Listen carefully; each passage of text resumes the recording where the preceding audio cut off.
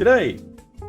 In this clip I'll be covering the assembly of Academy's 1/144th scale F14 Tomcat, which is fairly out of the normal for my usual building habits. Going for around $9 here in Australia, I feel these are a nice, quick little build that are fairly inexpensive, and when complete won't take up too much room. The kit itself is fairly straightforward with basic instructions and seems to be an older variant with a lot of sections that will need to be filled, sanded and detailed up to an acceptable level for painting, but seemingly not as bad as some I've done in the past.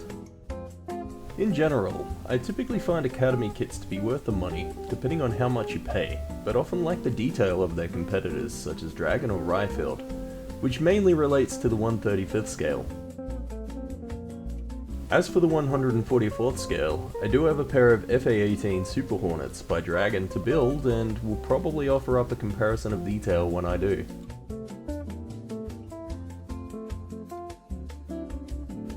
Like most aircraft kits that I've built, you will most likely need some form of hobby tape or clamps to properly contact the fuselage halves together, primarily at the front, rear and sides, just in front of the wings.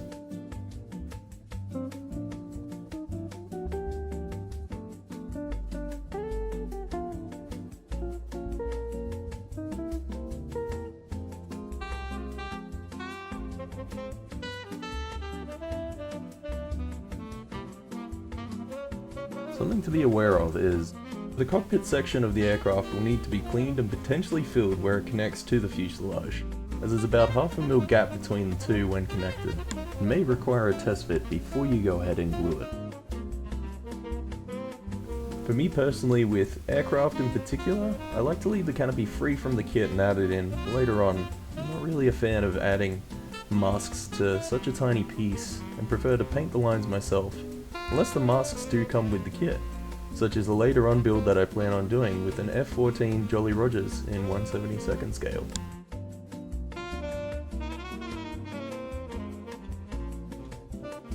One feature of this kit that I really enjoy is that, much like the real F14, the kit has interlocked wings and will fold when one of them is moved.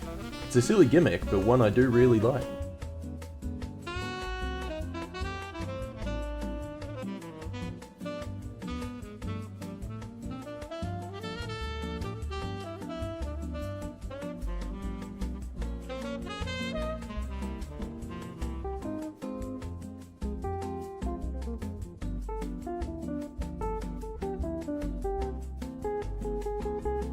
When you begin the final steps, something to note is that a few of the underbelly pieces, such as the front and side wheel hatch flaps, will need to be cut and placed manually, with the side flaps having no position marks to cut in on.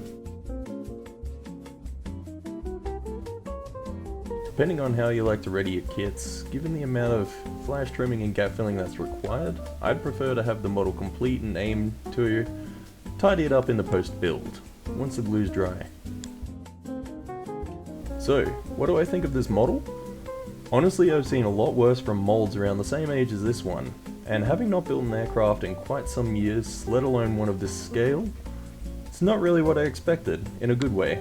Kits I built in the past had entirely too much flash. The amount of modification and tending to bad designs from the mold seemingly took away from the enjoyment of building it. This one didn't have that. I hope this video was of some use to you, and if you do end up picking up this kit, I hope you enjoy it as much as I did.